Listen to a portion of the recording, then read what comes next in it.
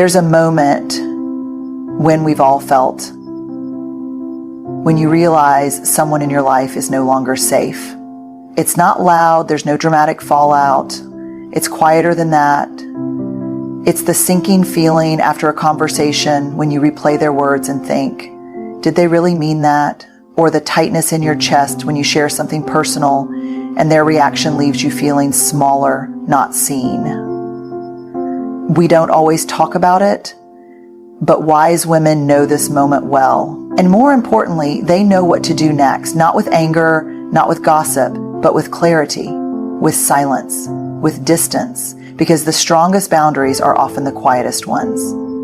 Research tells us that the quality of our relationships directly impacts our physical and mental health. Dr. Julianne Holt-Lundstad's work on social connections shows that poor relationships increase the risk of early death as much as smoking 15 cigarettes a day. Let that sink in, 15 cigarettes. Yet, we still hold on, don't we? We tell ourselves, maybe it's not that bad, maybe I'm being too sensitive. But wise women, they listen to that discomfort and they cut off, silently, these 5 types of people. The first, the underminer. You know this person. Maybe it's a friend, maybe a family member, maybe even someone you work with. On the surface, they seem supportive. They smile, they nod, they say the right things, mostly. But something about their words leaves you feeling a little less. Like you've been subtly deflated, but you can't quite put your finger on why. You get a promotion and they say, wow, that's amazing. I don't know how you manage that kind of pressure. I could never handle it. Or you mention you're starting therapy and they tilt their head slightly and say, good for you. I mean, I'm lucky I've never needed that, but I've heard it can help people. It's the pause, the hesitation, that little edge, wrapped up in concern or humility. And it chips away at you, piece by piece. Psychologists call it passive undermining, but we know it as that feeling in your gut. You walk away from those conversations thinking, was that support or was that something else? And more often than not, you'll convince yourself you're overreacting, but you're not. Research backs up what your intuition already knows. Dr. Shelley Taylor's work on stress and relationships shows that subtle forms of negativity in close connections can be more damaging over time than outright hostility. The brain perceives those micro hits of criticism wrapped in kindness as threats. And each time it happens, cortisol, the stress hormone, spikes, even if you're smiling through it. Here's what's wild. Studies on feedback and performance show that people who receive constant, low-grade undermining perform worse over time. Not because they're less capable, but because they start questioning their own abilities. That's the hidden cost. You don't just feel bad, you start shrinking. The tricky part is these people often believe they're helping. That's what makes it confusing. They're not throwing stones. They're handing you flowers with thorns. And for women, especially those who are stepping into leadership, starting something new, or breaking generational patterns, this dynamic is even more common. Dr. Joan Williams, a researcher on workplace bias, found that women are more likely to receive soft criticism, the kind that's padded with compliments but leaves you second guessing. It's not an accident. It's how discomfort with female competence often sneaks out in polite society. But wise women, women who've learned the hard way, don't get stuck trying to decode every comment. They trust the feeling. You don't need to analyze every interaction like it's a crime scene. You just need to notice, do you feel lighter after talking to this person? Or smaller? Does their support lift you, or is it laced with doubt? When you start paying attention, the patterns become clear. And the response doesn't need to be dramatic. You don't need a confrontation. You don't owe them an explanation. Wise women step back quietly. They stop sharing their wins with that friend. They don't bring their new ideas to that colleague. They choose safer spaces for their joy and their growth. Because your dreams are fragile when they're new. Your confidence is still taking root. You can't afford to let subtle doubt be the first thing that touches it. Cutting off doesn't mean you don't care about the other person. It means you care about protecting what you're building. And sometimes the kindest thing you can do for yourself and for them is to walk away without noise, without anger, but with certainty. Because a wise woman knows silence is not weakness. It's strength wrapped in self-respect. The second, the chronic taker. You don't see it right away. It usually starts small, innocent even. They need a favor. Of course, you're happy to help. That's who you are. You're the person people can rely on, the one who shows up. But then it happens again and again. And before you know it, you're the one they call when life gets hard, when plans fall through, when no one else picks up. They need advice. They need your time. They need you to listen again. And you give it because you care and because somewhere along the way it started to feel like your job until one day you need them. Nothing big, just support. Maybe you're having a hard week. Maybe you just need someone to check in on you. You reach out and the silence is louder than you expected. Or worse, they show up, but half-heartedly. They listen, but you can feel their attention drifting. You get off the phone and you don't feel better. You feel lonelier. That's when it hits you. This relationship isn't mutual. It's a transaction. You give, they take. Research on emotional labor, a term coined by sociologist Dr. Arlie Hochschild, shows that women disproportionately carry the burden of tending to the emotional needs of others. We become the default listeners, the peacemakers, the ones who remember birthdays and smooth over conflicts. And when this role becomes expected rather than appreciated, it turns into what psychologists call compassion fatigue. You start feeling drained, not just physically, but emotionally. It's that quiet exhaustion that creeps into your chest, the kind that makes you feel like you've been pouring from an empty cup for months. Studies on burnout confirm this. It's not just about workload. It's about the imbalance between what we give and what we receive. Relationships can be a source of energy or a slow, steady leak. Chronic takers, they are the leak. But here's the hardest part. Chronic takers often don't see themselves that way. They don't think they're using you. In their mind, they're just leaning on someone who's strong, someone who always knows what to say. And that's the danger. You start to believe it too. You tell yourself, they need me. I can handle it. I'm strong. Until you're not. Until you're the one falling apart quietly, showing up for others while neglecting yourself. Wise women see this pattern before it breaks them. They recognize the weight of carrying a relationship alone. They stop measuring love by how much they can endure. And the shift is quiet but powerful. They stop over-explaining. They don't text back immediately. They let the call go to voicemail. Not out of anger, but out of self-respect. Because here's the truth. Real connection is reciprocal. It's not about keeping score, but it is about balance. You deserve to receive as much as you give. My research on belonging teaches us that true belonging doesn't require us to betray ourselves to be loved.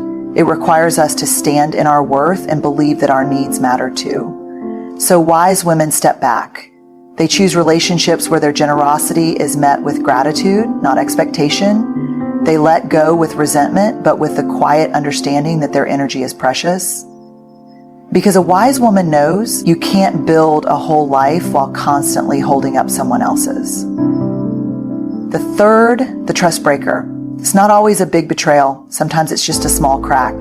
You share something personal, something that took courage to say out loud, and a week later you hear it from someone else. Maybe the details are off, maybe it's softened, but you know exactly where it started.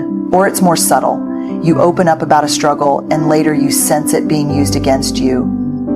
Not directly, but in a passing comment, a joke wrapped in laughter that lands a little too hard. You tell yourself it's nothing. You give them the benefit of the doubt. You say, they didn't mean it like that. I'm being sensitive. But your body knows better.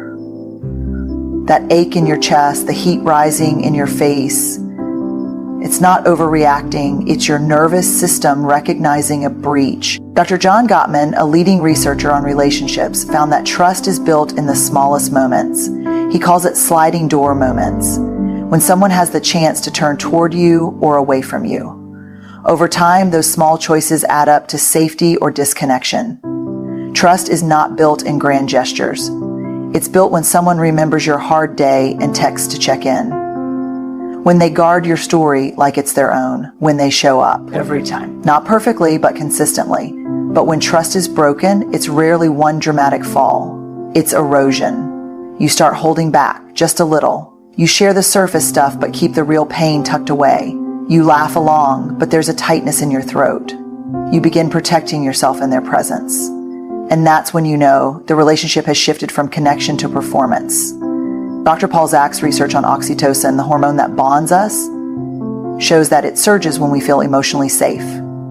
When trust is present, our bodies relax, our guard lowers, we can be vulnerable. But when trust is compromised, cortisol takes over. We tense up, we scan for danger, even if we're smiling on the outside. Wise women feel this shift.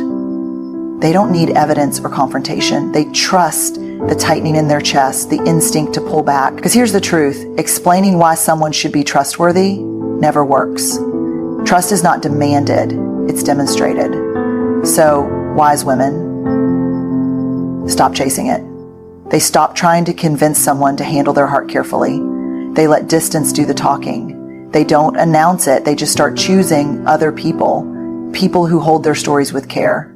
This isn't about perfection. Everyone gets it wrong sometimes, but wise women know the difference between a mistake and a pattern. When someone repeatedly makes you feel unsafe with your own truth, that's not clumsiness, that's a choice. And choosing to cut them off quietly is not cruelty, it's self-protection. Because a wise woman knows her voice, her story, they are sacred, and not everyone has earned the right to hear them. The fourth, the drama magnet. You recognize them almost instantly, though it takes time to admit what you're seeing. Every conversation is a crisis. Every day is a new conflict. There's always someone who's wronged them, someone who didn't meet their expectations, someone they're furious with or heartbroken over. This week, at first, you lean in. You want to help. That's what good friends do, right? You listen, you offer advice, you try to bring perspective. You think maybe they just need support right now. Life gets hard. But then you start noticing the pattern. The names change, the details shift, but the story is always the same. It's not just a bad week, it's every week. And somehow they're always the victim, always at the center, stirring the pot, even when things could have settled.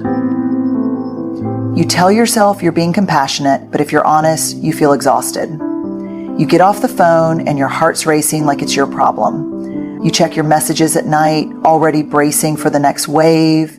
That's not connection. That's emotional hijacking. Dr. Susan David, a psychologist who studies emotional agility, talks about how unchecked emotional reactivity, being constantly caught in the highs and lows, creates stress not only for the person experiencing it, but for everyone around them. Our brains are wired for emotional contagion. Neuroscientists have found that we mirror the emotions of those we interact with, often without realizing it. If someone is in constant turmoil, your nervous system absorbs it like secondhand smoke. And it's not just mental, it's physical. Chronic exposure to high-stress relationships triggers cortisol surges that wear down your immune system, mess with your sleep, and over time can even increase the risk of heart disease. But here's the part that's hardest to admit. Sometimes we stay because a part of us likes feeling needed. Being the stable one, the voice of reason, that can feel like purpose. It can make you feel important. Until it doesn't. Until you realize their chaos is starting to drown out your peace. Wise women catch this before it breaks them. They stop mistaking someone else's crisis for their calling. They learn that stepping back isn't abandonment. It's clarity. It's understanding that you can care about someone without carrying their emotional load. You can offer empathy without climbing into their storm. The shift is subtle. You stop asking for every update. You don't rush to solve. You let their text sit for a while before responding. And eventually, they notice. Some people will pull back naturally. Others will escalate. They'll accuse you of changing, of not being there the way you used to be. That's when you'll know your role in their life was never about mutual support. It was about keeping their emotional world spinning. But wise women don't rush to defend themselves. They know that protecting their peace is not selfish. It's essential. Because a wise woman knows you can love someone and still choose yourself. The fifth, the subtle competitor. It doesn't always look like competition at first. Sometimes it looks like friendship. maybe even admiration. They cheer you on, loudly, publicly. But there's something beneath the surface. You feel it in the quick comparison when you share good news. You hear it in the, wow, must be nice when you get an opportunity. You see it in the tension when life starts going well for you. It's subtle, but it's there. When you succeed, their smile tightens just a little. When you struggle, they lean in a little too comfortably. And it leaves you questioning, am I imagining this? Because they're not cruel. They don't tear you down outright. They celebrate you. But something about their celebration leaves you feeling watched. Social comparison theory, first developed by psychologist Leon Festinger, explains why this is so common.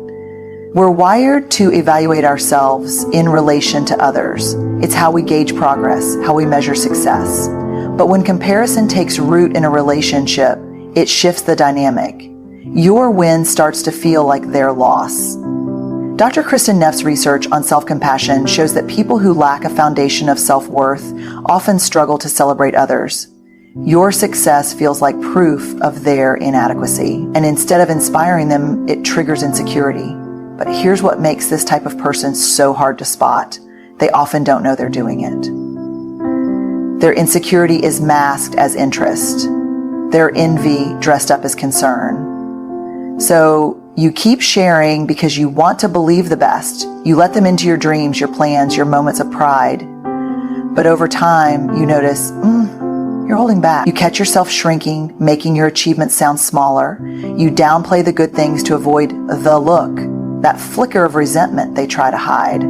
That's when you realize this relationship isn't safe for your growth. Research on goal pursuit and social support confirms this. People with encouraging, non-competitive friends are more likely to achieve their goals and sustain success. But those surrounded by subtle competition often experience higher stress and lower confidence, not because they're less capable, but because they spend so much energy managing the emotional undercurrent. Wise women feel this shift early. They recognize that true friendship is spacious. It leaves room for everyone to thrive. There's no scarcity in love. Your light doesn't dim theirs. So they make a quiet choice. They stop giving front row seats to people who can't clap without comparison. They start guarding their wins like they guard their healing, not with secrecy, but with discernment. The distance isn't punishment, it's protection. Because a wise woman knows her growth is non-negotiable, and the people allowed close will either water it or withhold the sun. Cutting people off silently with grace is never easy. It goes against everything we've been taught about loyalty, forgiveness, and being a good person. But wise women understand that protecting their peace is not cruelty, it's clarity. It's knowing the difference between compassion and self-sacrifice. It's realizing that your time, your energy, your heart, they are sacred. And not everyone has earned access to them. Letting go doesn't mean you wish them harm. It means you wish yourself well. It's choosing to build a life filled with mutual respect, real trust, and people who want to see you win, not because it benefits them, but because they genuinely love you. So when you feel that quiet knowing in your gut, the signal that someone is draining more than they're giving, listen to it, trust it. Your boundaries are not walls to keep love out. They are doors that guide the right people in. You deserve relationships that leave you stronger, not smaller. You deserve people who celebrate you, not just tolerate you. And most importantly, you deserve to be at peace in your own life. Good luck, and thank you for having the courage to choose yourself.